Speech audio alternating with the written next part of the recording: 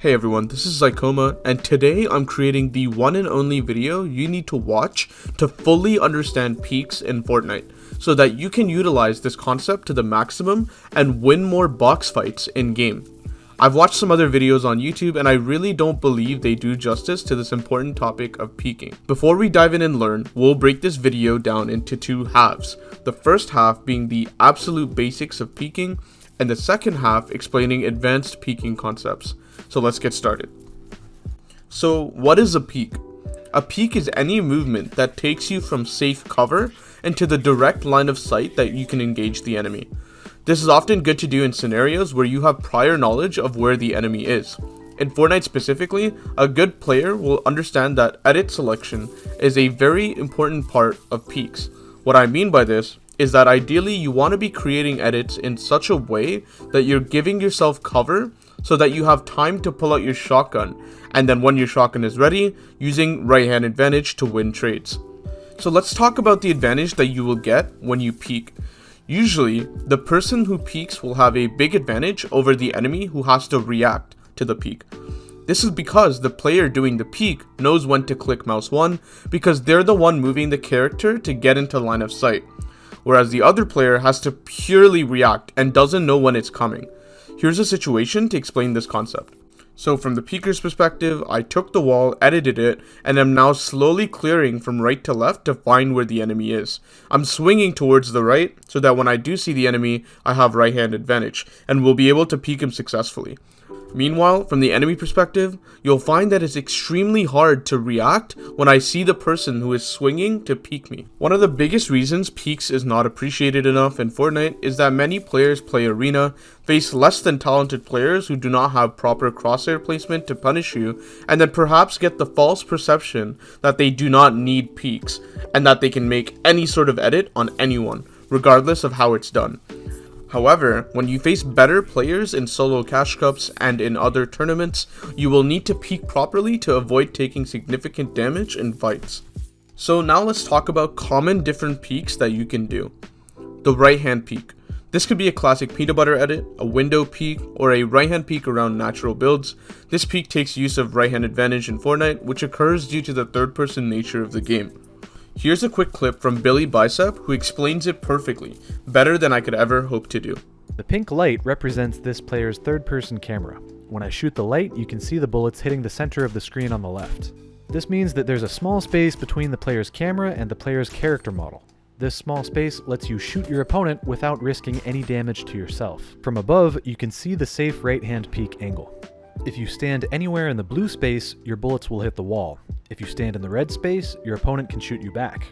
The green space is the sweet spot where you can shoot your opponent, but they can't shoot back. The next peek is the crouch peek, where you use the instantaneous uncrouch mechanic to peek out towards your opponent. This can be very powerful in the right situations. Here's a quick example from one of Europe's best players, Noah Really.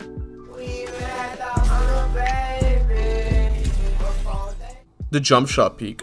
You can use this in a box where the enemy is above you, or even in situations like these. The wide edit peek. This wide edit peek is done due to a very specific timing or reason, or more commonly, a man advantage such as a 3v1 situation in trios, where you have two teammates behind you. I'm holding it force out, you can get it, I'm holding it. The cone peek. This peek uses a cone to provide cover for yourself and minimize the surface area of your body that the enemy can see. I didn't fully crouch behind the cone in this clip, but you definitely should when using the peek yourself. Now it's time to talk about advanced peeking concepts.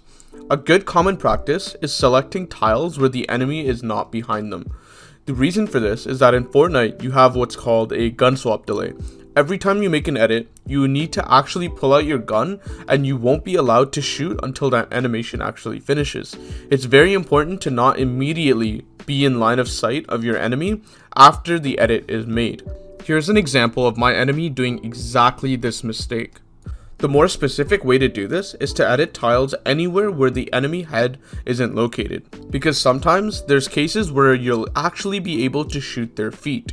Here's an example from Noah Really doing exactly this. And you'll notice really good understanding of not doing dry peeks is Noah Really making this edit right here. A lot of people don't understand that while the opponent is on your ramp like this, doing a peanut butter is really bad at it.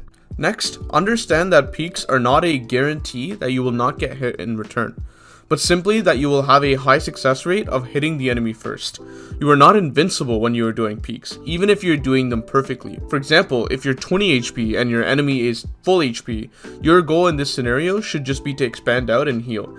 Try not to rely on peaks in this situation. It's just way too risky.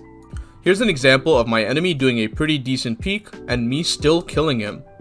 So let's talk about crosshair placement during peaks. Since peaks involve movement, you need to place the crosshair in such a place where that after your movement, your crosshair is on the enemy. For example, when moving right to peek someone, your crosshair will initially not be on them, it'll be to the left of them, so that when you strafe to the right, your crosshair will then automatically get aligned by itself. The same concept goes for jump peaks as well, except your crosshair will be below them to start. This will take a little bit of practice, but with practice, it'll be easy and as easy as anything else that you've learned in Fortnite thus far. Finally, the last advanced concept for peeking is to get in the habit of resetting and holding your wall after each peek.